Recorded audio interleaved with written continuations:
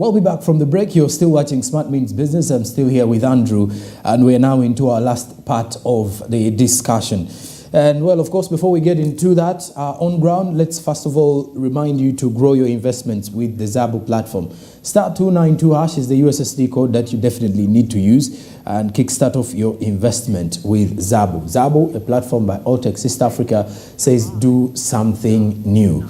*292# and obviously be part of the ever-growing world of investment. Zabu says my money, my future. Alltech East Africa, do something new. And well, I think for anyone out there, you should be able to invest and grow your investment. Andrew, something to do with the southwestern region in the country here. Agriculture, you know. I think it's not been so common for us to do a lot to do with what is happening in Southwest, actually. Yeah, it's not been much. Yeah, the southwestern region. Yeah, I think that Kasese, the likes of Kasese, people in the mountain Mufumbira. Yeah, Mufumbira there. Yeah. And it actually, those are areas that at some point have delayed to have the touch of the civilization a little bit. And what they... But the good thing is that they have all the favorable climate. They have the favorable climate. Yeah. The land is there. Exactly. I think most of the good quality agriculture produce from that side, once it hits the market, you can feel that it's really the quality is really worth it. Is good. But I think it's because the farmers themselves don't earn. It's the people who are wise enough, who have got education, who rush to monetize the entire sector. And and also keeping it original. The fact that in Uganda, one of the ways we can actually outbeat some of these other countries that produce what we produce, agriculture, is the originality and the difference in the quality. And with the excess monetization that is going on, sometimes it's kind of worrying. When monetization comes in, that's where we see GMOs coming in, because you are minded about returns. Quality kind of ceases monetization. But anyway, above all, the southwestern region, the untapped agriculture sector there, and this time around the youth urge to be on the forefront. It's hard to convince the youth in the central to actually get into agriculture. There is also this element where people believe that agriculture, by the way, agriculture does seem to be like as a retirement kind of like something you do when you're retired, according to the mindset and leisure. We are currently having, because it does seem to be expensive. By the way, if you're doing commercial agriculture, by the way, it seems to be very costly. It is, and it's people who can afford quite a number of things, because now commercial agriculture means you have to be able to adopt to the technology advancements in agriculture, because now you're competing with the world markets. Perfect. So you have to have standardization of goods. You have to make sure that your produce comes out so well on time. You have to look out for many things. And our farmers, by the way, are only used to the normal leisure markets here. Grow your tomatoes, go sell it to a nearby market. You have maize, you go to a grain miller. It's as simple as that. Simple transactions. They're not looking at huge profits. Picture. But now, with COVID-19, they've come to realize that, well, it does seem like that was those are some of the sectors that were never blocked. Exactly. You would wake up in the morning, go into your farm, grow something, go rest. Yeah, because food is constant. And food is constant, And most especially once you get the right market for what you're producing. I used to say sometimes that, agriculture, what makes it a little bit tricky, sometimes they're what we call seasons. And your ability to play around the season will determine how far you can succeed. John, I think I told you this sometime, that for instance, you're planting maize, and you're many farmers planting maize because probably government campaigns have gone on. True. Agriculture, plant maize, and everybody plants maize. So time for harvesting comes in, there is plenty on the market. And once it's plenty, value declines and it becomes cheap. So you sell an entire acre for a price probably which you didn't anticipate. And then before you know it, that's why you hear people say, as the kasolians are a number of them. But when you leave, the next season, there's going to be scarcity and your price is going to go up. And another how come that we have some people that still say, I've made it out of commercial agriculture, and others say it's costly? Consistency is key. You know, and you know, there are times also looking at the global factors whereby our neighboring countries probably also have what they have imported into the country, exactly. And that causes a surplus. And that is what we don't look into. But if we keep focused and consistent, and we use the natural weather we have, unlike the countries we are competing with, whereby there are times whereby we see a food crisis. You know, but why should there be a food crisis in the world when Uganda, where we don't even think of, we can never have one, we are still, our farmers are not benefiting from that? I mean, those are things for farmers to think about, that aspect. And you know, all the time there is something that is required. And not only just the entire world, but also even in Africa. You know, there are countries, look at Egypt, look at Libya. Yes, they have established mechanized agriculture systems, which is okay. But that doesn't mean they are consistent in terms of that. There are times when they need food from countries down here, you know, and we can use that advantage. And thankfully, our government has always actually tried to explore our markets, you know, opening up markets for products, for surplus products.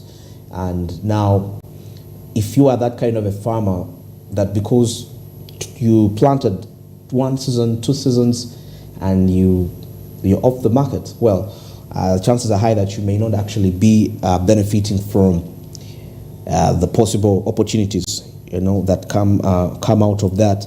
I remember earlier in our developing story, we are looking at the Expo, the East African Expo, which is going to, and the theme is about exploring business opportunities.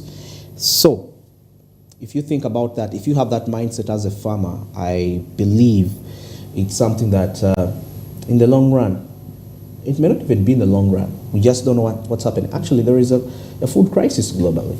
Oh, okay. It's all about us standing firm. And with the southwestern region, untapped agric sector, that means it's very virgin. The soils are very virgin. So the output can come out of there and be able to compete on the world market.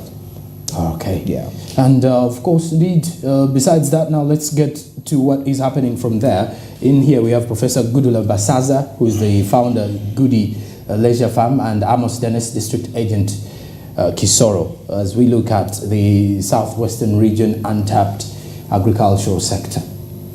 The southwestern region, a region that has potential to do so many things, and definitely it's an omission for someone to forget about cows and forget about matoke.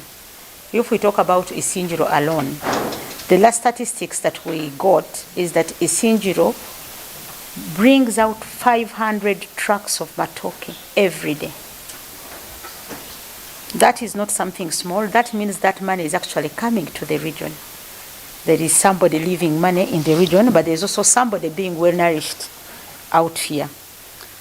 So when you look at our population in Uganda, over 70% is youth.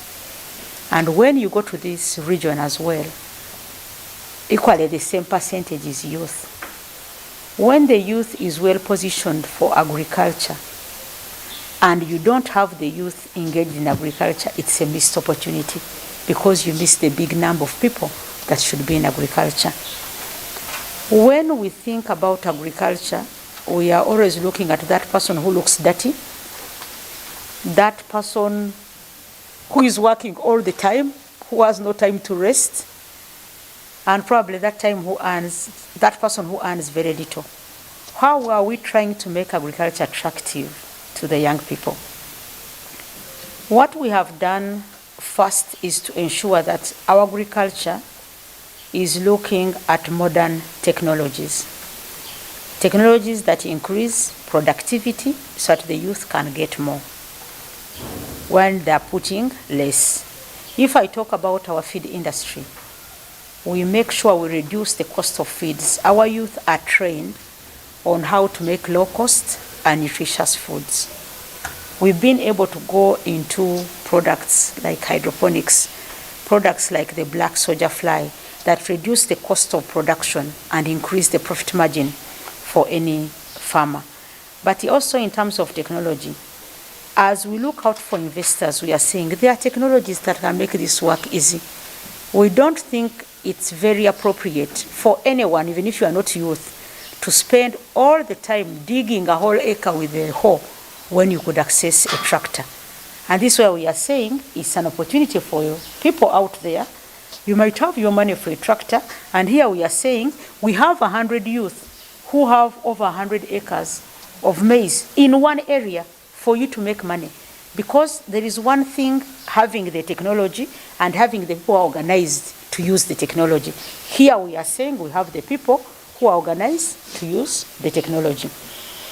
The other issue that we found during our earlier days, we've been working on this for the last 13 years, the youth don't have land. That has been a big challenge. Even when the youth say, I finished school, I have nothing to do, they have no land. But we found that we have some adults out there who have land which they are not using. So we decided to start what we call social investment.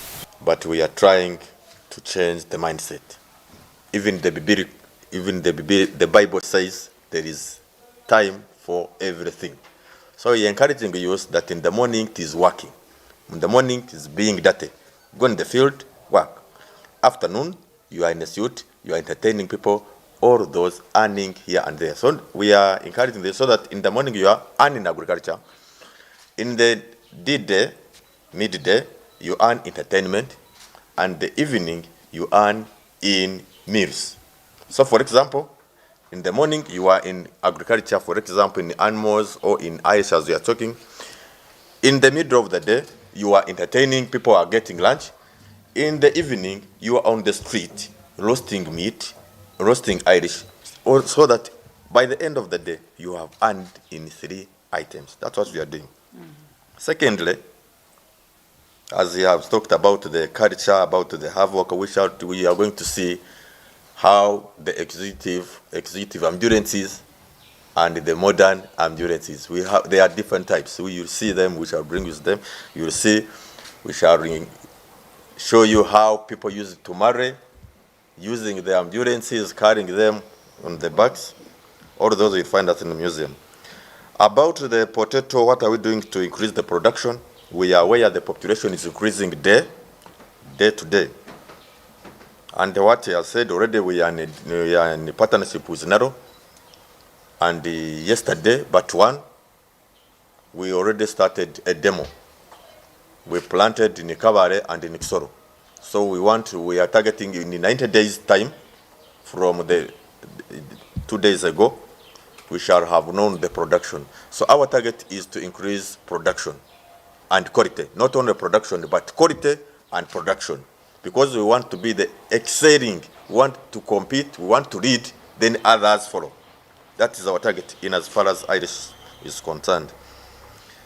Then, I think I've answered even the other question. We are saying how can we make the agriculture, the Irish, to be used to invest in that one. Of course, you know what we are doing. You can see even in the media, we invited you, but some have come, others come early, others came late, others are still coming.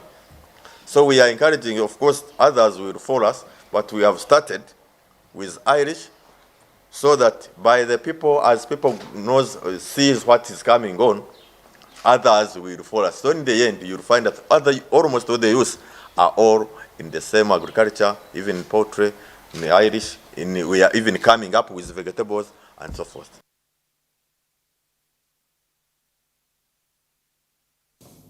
And of course, the young people, the youth have been urged to take the forefront. The question is, we continue to ask or task the youth about taking the forefront, but are we supportive enough?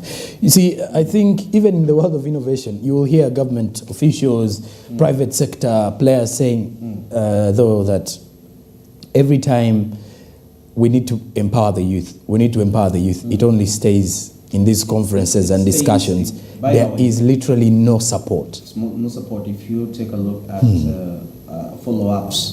Because every conference done, like summits we see, there has to be return on investment. Remember, there are resources that have been put together to make sure that that really happens. It should really be, and that points out a factor that is this done to target donors you know, donors to see that, you know, we have a good cause. Anyway, that's another question. Something also there that we need to really look into. When these conferences are done, the money is actually released to meet that cause. But does it reach the intended beneficiaries? Now, that's a question to ask yourself right there. We also don't know, but think about it. Well, think about it indeed. I'm with Andrew Barija here this morning, and we wish you all the best today. Yeah. Smart24 television, now on GoTV channel 320, down from the 394 that you're used to. DSTV 372. We're also on free-to-air decoders, by the way. We wish you all the best for the day as you kickstart off your business day, as you're working to make sure you get more customers. For those who want more money, God will surely give you more of that as you continue to strive bigger. Many thanks for being part of the show today. Me and Andrew shall be returning tomorrow morning, as we give you more details regarding business here on the show. I'm Jerome Posonko, Andrew Barije. Musibe bulungi.